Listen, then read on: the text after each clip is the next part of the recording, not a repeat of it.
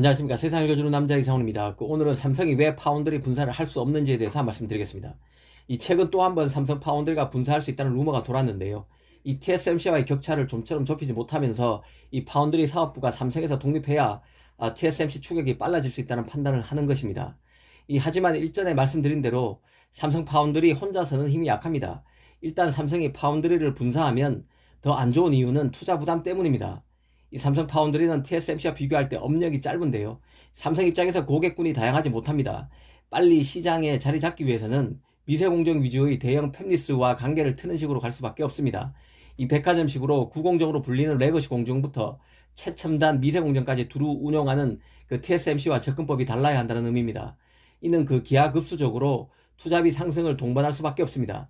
시장에서는 통상 삼성이 연간 9조에서 10조 원을 파운드리 설비 투자에 쓰는 것으로 추정하고 있습니다. 기존 생산 라인의 증설 등도 더해지면 많을 때는 한 해에 12조 원을 투자하는 게 삼성 파운드리입니다. 그런데 삼성의 연간 영업이익은 지난해인 2020년 기준으로 36조 원 수준인데요. 반도체만 발라내면 19조 원 수준입니다. 삼성의 경우 반도체에서 메모리 매출 비중이 70%가 넘습니다. 비메모리 중에서도 파운드리만 발라내서 영업이익을 추정해보면 많아야 2조 원입니다. 2조 원이 안 되는 수준이죠. 이런 수준으로 한 해 10조 원의 파운드리 투자가 가능할 수 없습니다. TSMC의 경우 원래 280억 달러 하나로 30조 투자 얘기가 나옵니다. TSMC 이익이 그만큼 대단하다는 뜻이고 고수익 구조라는 뜻입니다. 삼성의 경우 지금 파운드리가 TSMC를 따라가 붙을 수 있는 것은 삼성 메모리가 있기 때문이고 삼성의 스마트폰, 반도체, 가전이라는 탄탄한 사업 구조가 있기에 가능한 것입니다.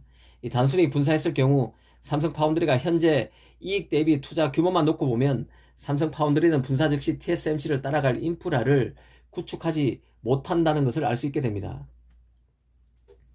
더구나 삼성이 파운드리 수주 단가를 낮춰서 TSMC와 경쟁할 수 있는 것도 삼성의 탄탄한 사업 포트폴리오 그리고 시스템 반도체를 하면서 파운드리도 하는 데 따른 비즈니스 시너지 등의 장점이 있기에 가능한 것입니다. 가령 퀄컴의 스냅드래곤 제품을 갤럭시에 탑재하고 있고 또 파운드리에서 스냅드래곤 제품을 만들기도 합니다. 즉 삼성 파운드리로서는 스냅드래곤 칩을 따내기 위해 갤럭시의 스냅드래곤 AP 탑재 비중을 조절하는 식으로 활용할 여지가 있습니다. 특히 메모리와 파운드리를 모두 하기에 장비 투자에 따른 부담을 덜 수 있고 기술적으로도 서로 도움이 될 만한 부분이 적지 않습니다.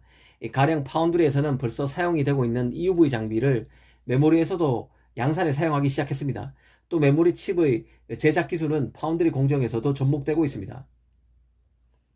이런 점은 도외시하고 단순히 칩을 맡기는 팹리스와 경쟁하지 말아야 한다는 단순 논리로 파운드리를 분사시켜야 한다는 주장은 한쪽 눈은 감고 불리한 것만 끌고 들어와서 이를 개선하려면 분사해야 한다고 주장하는 것에 불과합니다.